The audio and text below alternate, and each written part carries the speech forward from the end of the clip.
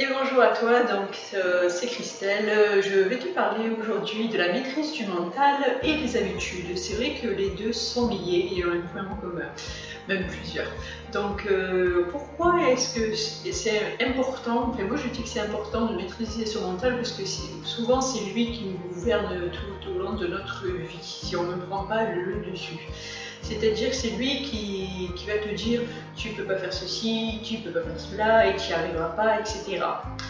Pourquoi? Parce que tout simplement il est là pour nous maintenir dans notre zone de confort, dans ce que l'on connaît. Et il ne peut pas concevoir que l'on puisse prendre des risques, tenter autre chose. C'est quelque chose qu'il ne connaît pas, c'est quelque chose qu'il a peur. Donc il est là pour, entre guillemets, nous maintenir dedans parce qu'il n'a pas envie d'avoir peur. C'est comme un enfant auquel il faut parler, qu'il faut éduquer et lui apprendre à sortir de notre zone de confort. Donc je vais te donner deux manières de faire pour maîtriser son mental.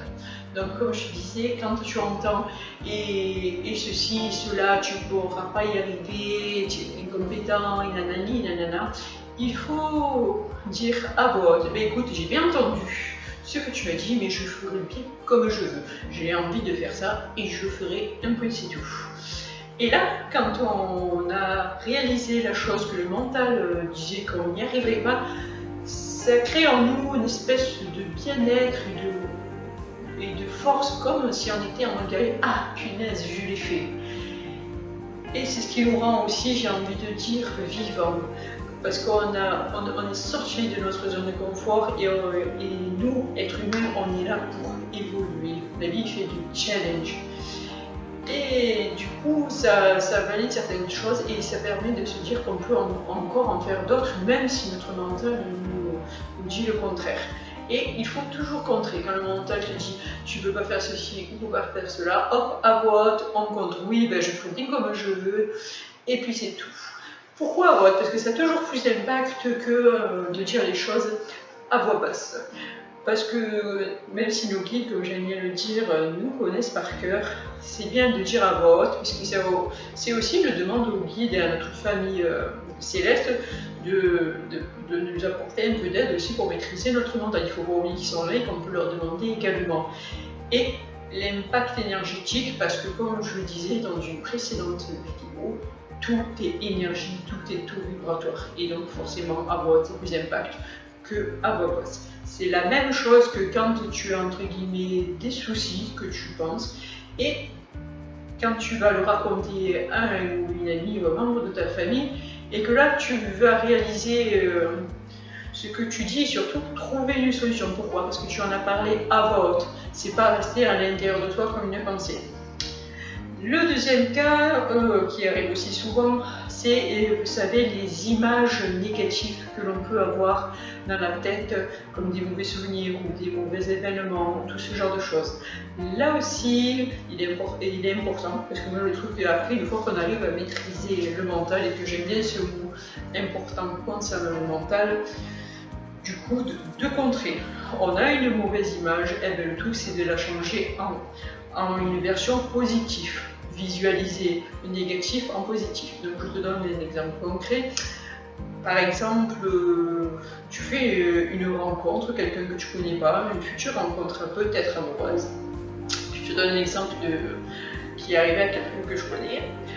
Tu vas au rendez-vous et puis la personne te regarde de haut en bas comme une grosse merde, appelant un chat. Et elle te dit non, finalement ça ne va pas le faire et elle se barre, elle te laisse en plan comme ça. Du coup, toi, ton ego, tout ton être en prend un coup. C'est un événement négatif parmi tant d'autres que je te donne. Et du coup, j'ai conseillé à cette personne de visualiser en version positive. C'est-à-dire que au lieu que c'est elle qui s'est fait jeter, c'est elle dans sa vision positive qui a jeté le gars. Je lui ai demandé de visualiser. Elle, en train de lui dire, finalement ça ne le fera pas, et écoute-moi, je me casse, ciao. Et bien sûr, à force de visualiser du positif, de changer le scénario, ça atténue l'effet négatif. Bien sûr, ça n'efface pas la pensée que ça s'est mal passé, Mais après, à force de visionner la version positive, ça l'atténue et ça ne reste plus qu'un souvenir. Et même à la rigueur, après, la personne en rigole parce que c'était un souvenir après banal. Parce que tout peut se changer en positif par la création et la visualisation. Et ce qui est important à savoir, c'est que le mental ne fait pas la différence entre le réel et le pas réel, ce qui existe et ce qui n'existe pas. Et comme j'aime bien dire à mes clients quand ils viennent me voir en consultation, essayez cet exercice sympathique. Par exemple, tu te visualises à Tahiti en train de boire un cocktail sur la plage alors que tu n'es jamais allé à Tahiti. Tu le fais pendant un petit moment, sur plusieurs jours, et surtout, c'est mieux de le faire sur 21 jours, 30 jours, tu vois, c'est un exercice.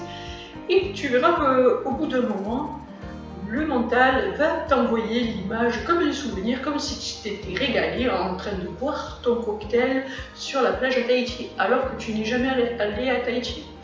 Mais le mental, lui, ne le sait pas, on peut lui faire croire ce que l'on veut, et l'avantage de ça, c'est un mensonge, mais c'est simplement reprendre dessus, pour reprendre le contrôle sur nous et donc sur notre mental.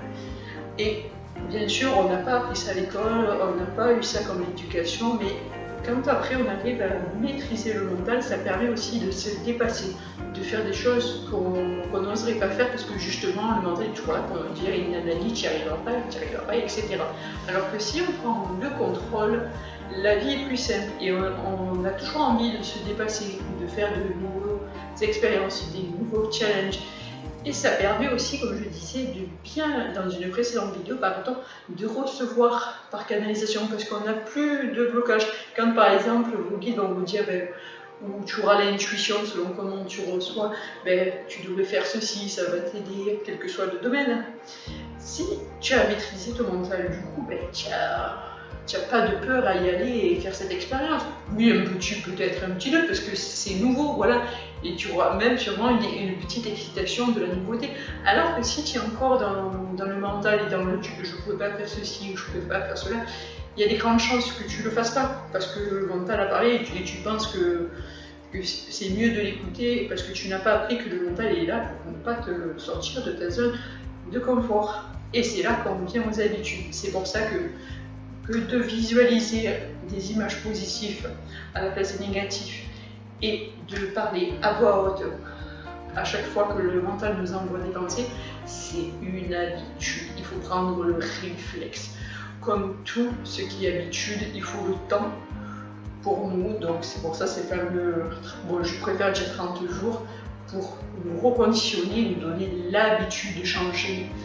Une habitude, qu'elle soit positive ou négative, c'est le temps qu'il faut à nous, être humains, pour le changer, que ça devienne une habitude et réflexe.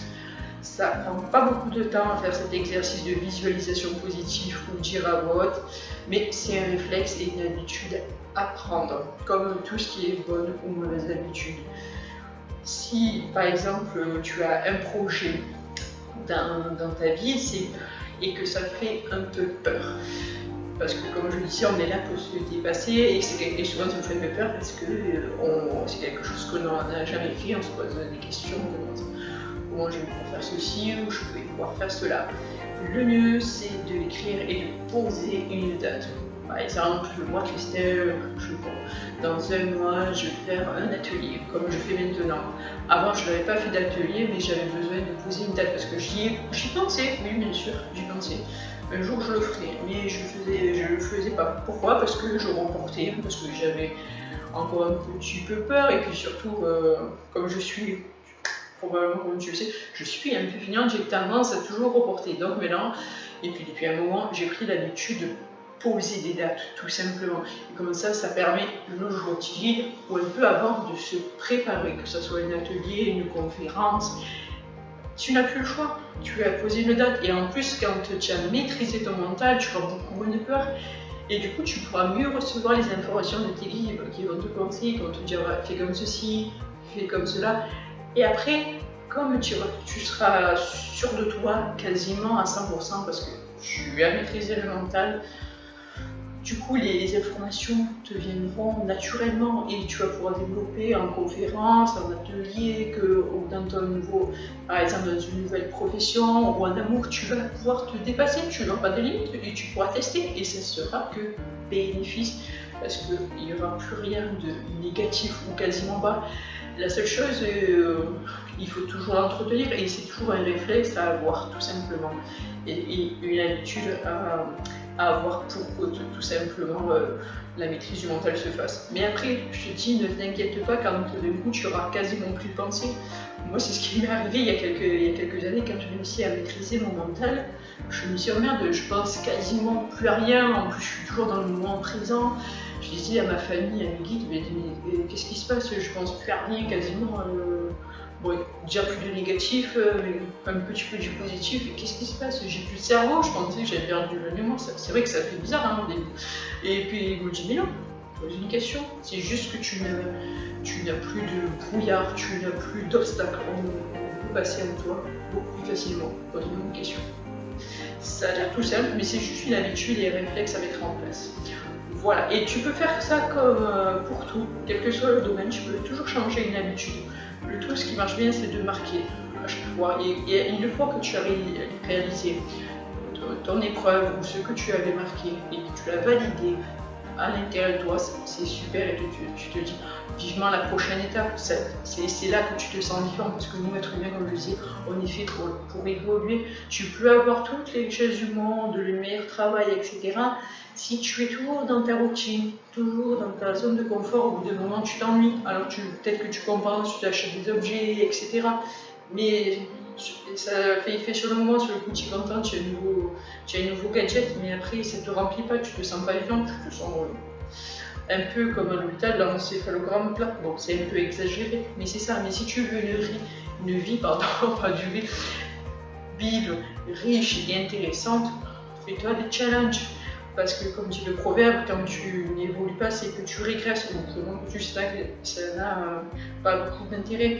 Je dis pas ça d'être en mode warrior tous les jours, mais assez souvent, avoir des projets, c'est souvent, et quand tu en accomplis un, hop, tu mets une nouvelle chose en place.